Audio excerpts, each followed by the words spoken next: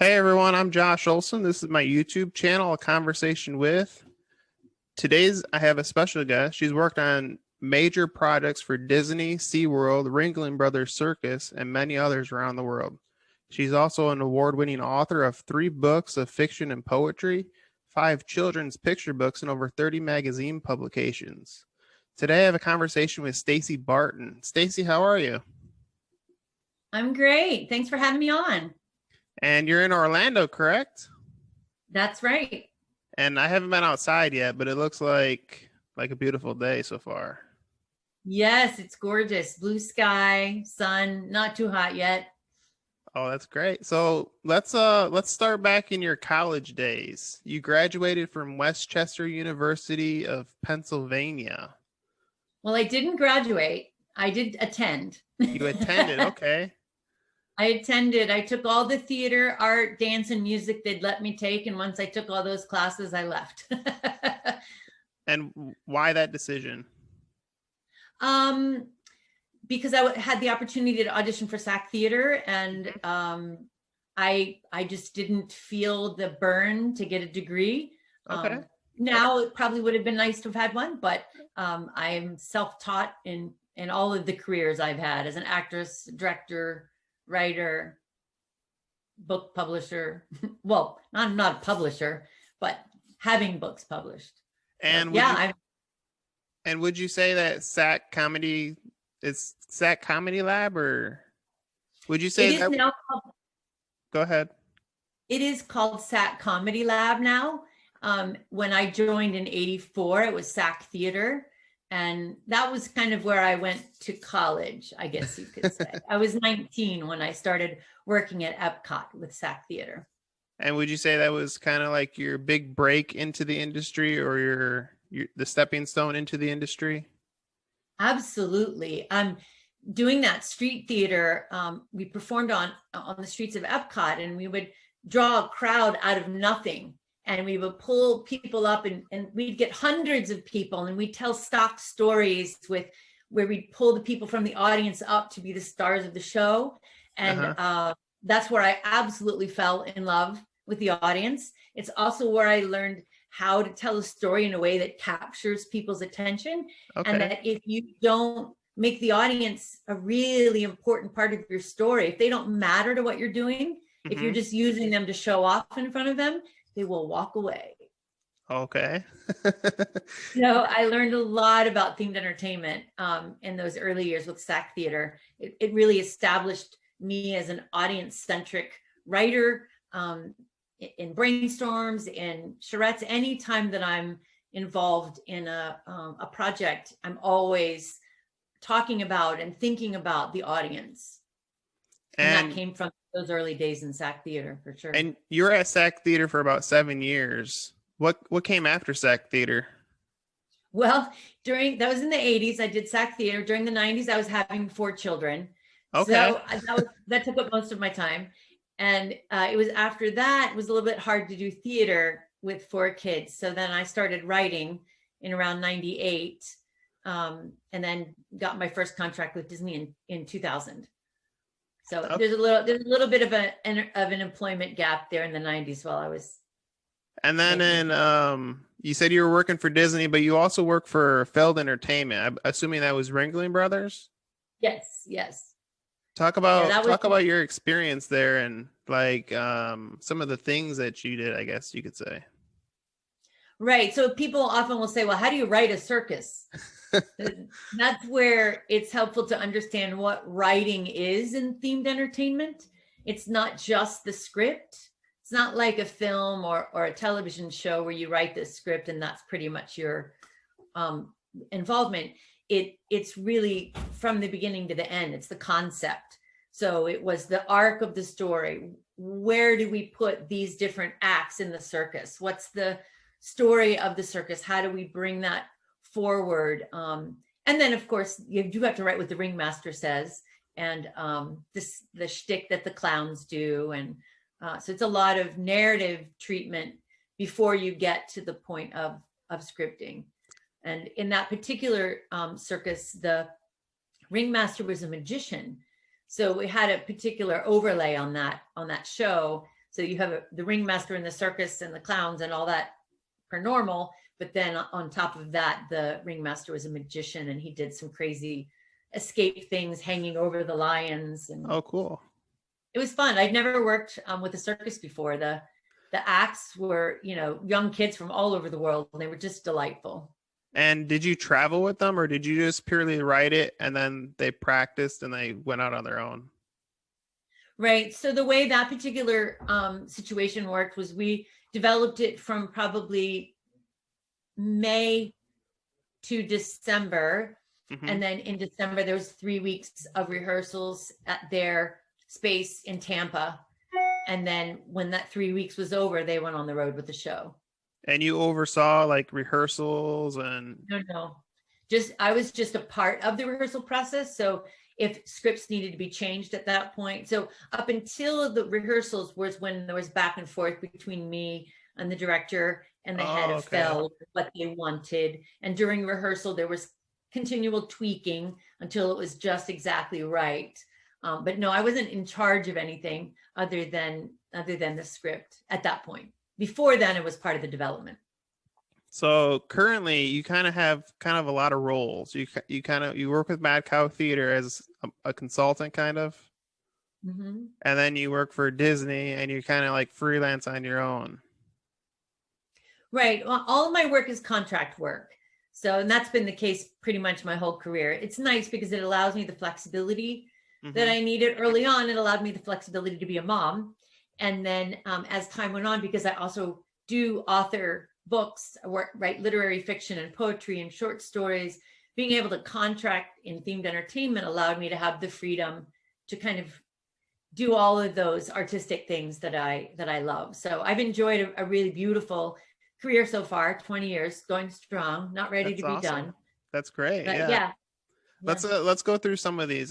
You work for SeaWorld for a little bit. Talk about like your experience and your time there, and maybe what was your favorite part about it? That was a really a neat time. I did quite a number of things for them.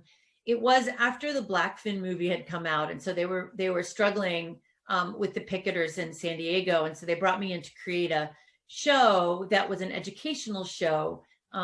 A Shamu show, but it was educational. Mm-hmm. So this was in 2014, and we did some really fun things that don't sound flashy now, but back at that time, I created a host that went into the audience in the stands. If you can picture the Shamu Stadium, right? The stands and then the water. And then the host was out in there with an iPad, and she would take questions from the kids and throw other children's letters into SeaWorld up on the screens. And they were all legitimate, but it was of course pre-fabricated. We didn't have quite the technology yet to do that live, but it made the audience feel a part. And kind of that goes back to what I was saying, what I learned in Sac Theater. How can you involve the audience? And since the intention of that show was to show the world and the families how SeaWorld was able to capture the imaginations of children and make them want to be involved in conservation efforts. Mm-hmm. So I worked with the animal husbandry experts, and so it was a really neat experience. Also did a Bindi Irwin. I don't know if you remember Andy Irwin. He was the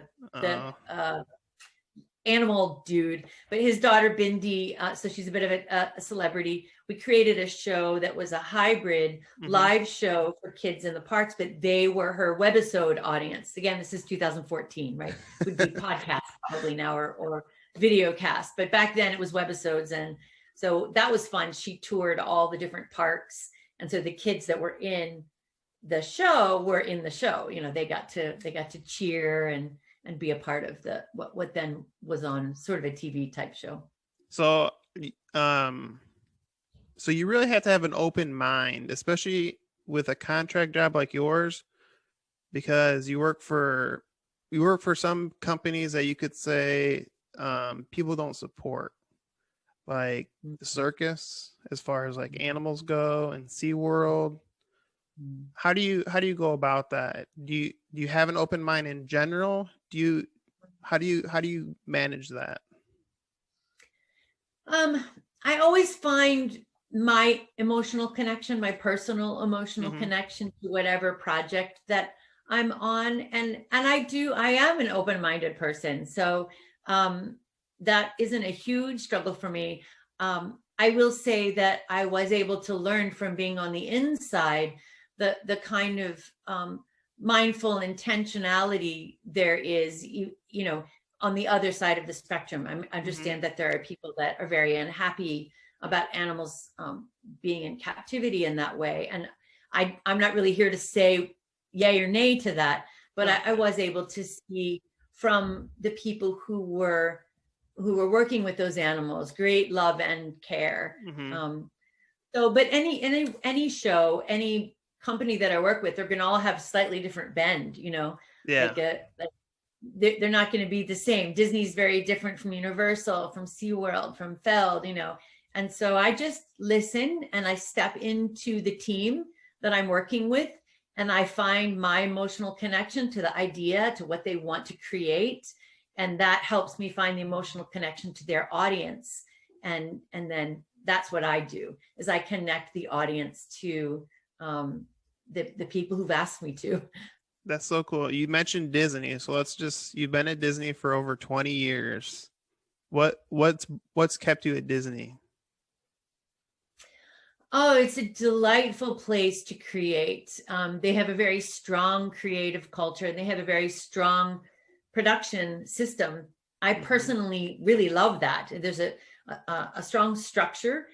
If I am with a smaller studio, it's not a bad situation, but the smaller studio doesn't have quite the strong structure. So then I have to kind of build the structure that I can push against, because that's really kind of what I do, is I like come in and I go, what if, and kind of push. And so at Disney has a very strong structure, and there's always someone who has the final say, who says yes or no. And I just love that, because then when they say yes, I run. When they say no, I run another way. So I really enjoy that. And do you get to work with all the parks? I know there's Orlando, there's one in California. Do you get to work with all of them? It's on an as needed basis. So it depends on what the need is, if they contract me in. But yes, I did some time in Disneyland Paris. I loved Oh, it wow. over there. Beautiful people and such a cool theme park, because there's 7 languages in that park. And Oh, so wow. to me, that makes for the best themed entertainment situation, because if you have too much talking in a themed entertainment show, it's not that great. And so over there, you can't have a lot of talking because you have so many languages. So it makes you be really clever and smart about how to present the IP in a Mm-hmm. themed experience. And I've done some work in California also. And then I think one of my first big stage shows was taking the Cinderella from Tokyo Disneyland and adapting it for Disney World. Oh, wow. But I haven't done any shows in Tokyo or Shanghai or And Hong Kong. and then you do freelance kind of like stuff on your own. What are some of your, I guess, your favorite projects that you've done or maybe you're working on? You mean in themed entertainment? Yeah, for like freelance. Right. Well, I think the ones we've talked about are the Your main ones that favorites? I've really done. Yeah, yeah. I love writing children's literature. Some of the books that I've written for children have been a piece of an immersive experience. So some of the most fun stuff that I've had in the last half a dozen years at Disney has been working in their Disney event group, creating these kind of outrageous immersive experiences for private parties. Oh, So wow. where we take over a bank of ballrooms and turn it into 4 rooms of the Haunted Mansion, or we turn it into the Monsters Laugh floor of Monsters Inc., or maybe Alice in Wonderland's Topsy-Turvy Tea Party. And the audience gets to go inside that IP and live for a few hours. It's kind of like a theme park attraction on steroids. And there's food and beverage and musical numbers and floor show moments. And yeah, that's been really a delight to do. Like for Alice in Wonderland, we had a 40-foot tea table built. Oh, wow. And then it had pots all down the middle that popped up and whistled and sang, and the dormouse would come up intermittently. and the Mad Hatter and the March Hare were at the end, and the 40 people were around it. And then around them was the stage where all the characters came to life from the film. Plus we had an ensemble cast of singers and dancers that did all the music from the film in outrageous costumes. It's really fun. The immersive stuff is fun. How much of that was your idea, I guess you could say, or how big is a team around you or the people that work around you helping you? Right. So it's writing and themed entertainment is the ultimate collaboration. It's completely collaborative. And at Disney, I love the system they have because they have a producer and a director, and then I'm the writer. And so we work as a team because the producer will come back with any changes that happen in the budget, like, oh, okay, we can't have that. And then the show director, of course, in that Alice in Wonderland, there were two, excuse me. One was Mark Huffman and another was Ken Malquist. And they're the holders of the vision. And I'm with them in that. And so they'll say, what if we do this? And then I'm coming in with thoughts in terms of story arc and saying, okay, let's adjust this here. Or what if we did this? And so it's a really collaborative effort in terms of how we structure the story, or in that case, the evening. And then when it comes to the actual scripting, then I do that. But then I turn that into them and the rest of the team, and we whittle it down or adjust, as the set designers say, hey, we can do this. Then I can pull that out of the dialogue as the musicians, or I work with the music producer also. And as those things kind of come to light, then again, you can remove more and more dialogue to where there's just as much as you need to make it be rich with story, but not busy with dialogue. So it's a very collaborative effort. And what's the time frame? How long does it take to create one of these? Or well, it depends. It's a market that's a fluctuating market because it's individuals that want to purchase this experience. And so we've done some in a matter of weeks. We've spent months on others. I would say usually a bigger one like that Alice in Wonderland one is probably about 6 months in the making, and a large team of, 4 or 5 departments, costuming, set, music, and then there's the choreography and costumes and all that. That's awesome. And we mentioned Mad Cow Theater in the beginning, but just talk a little bit about working with Mad Cow Theater and how that experience is. Yeah, well, I've worked with them off and on, really with story branding. So that's another thing that I did working with Disney Event Group, is helping huge companies or small tell their story of who they are. And again, it's that reaching their audience. So how do you tell that story? Who's your audience? What do they want? What solution are you offering them? What are you promising them? How are you going to deliver it? And so that works in a show form, but I've learned that it also works in terms of, let's say, marketing. It's more like story branding. Like, how do you let your audience know who you are, and how do you stay true to that? And how do you use that to help people connect with you? So I've been able to do a bit of that with Mad Cow over the pandemic. That's a independent local theater in Orlando, and they're lovely. So it's been fun to be able to kind of help them out during the pandemic, and it's been nice. That's awesome. So on your website, you list kind of like five categories or services that you offer: story development, narrative design, show scripts, immersive experiences, then you have workshops and consulting. If you had to choose one, what would you say your most enjoyable or your most rewarding one would be? Yo, that's hard. That's why there's 5 on there. I would say immersive experiences, probably, because they kind of use all of me, right? They require all that I learned in Sac Theater as a performer, and how to really make sure the audience matters, and inviting the audience into the show with agency.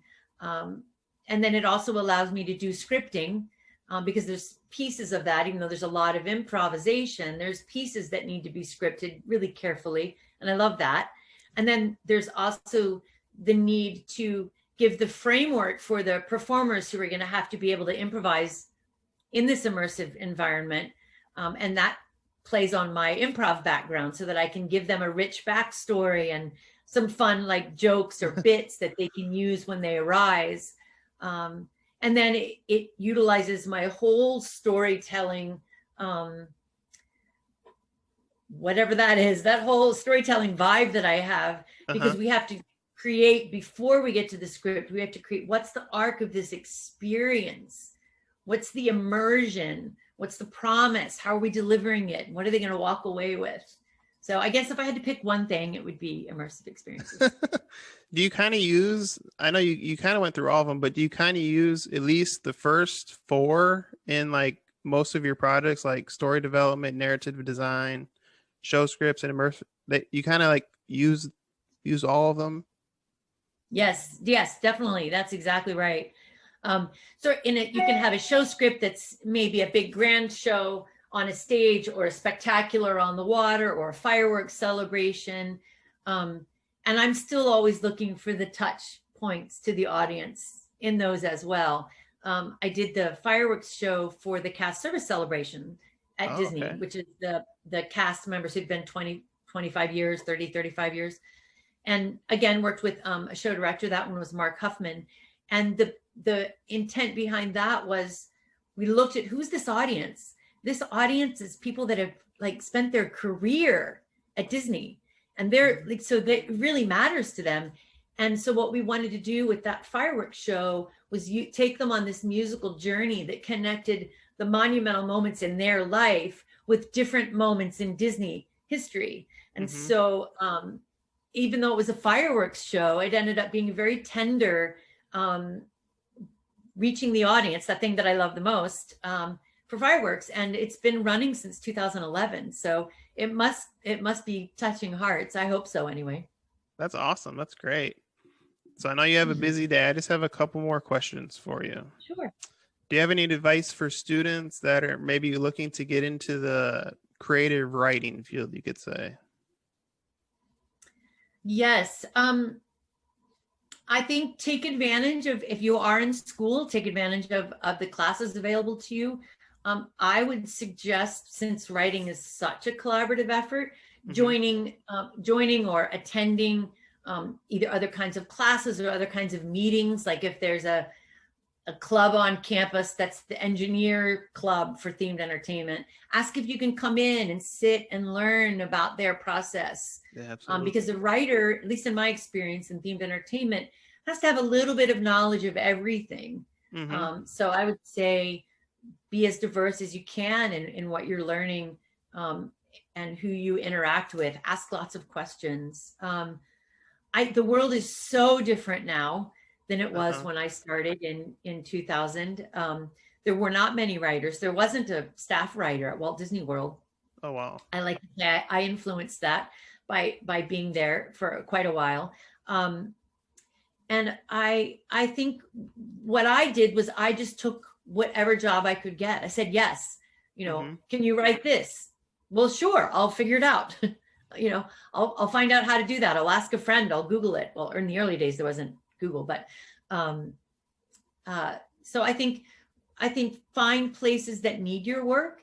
If you want to build your resume, reach out to maybe charitable organizations. Maybe they're having a gala for their fundraising event. Maybe you can get involved in the writing of that. Or if there's a local haunted mansion in Halloween time, maybe you could be involved in the creative development of that, offer your time, but then use that on your resume. And then the last thing I usually say to writers is listen very carefully to your client. Give them something better than they imagined and faster than they'd hoped for. Oh, wow. And Okay.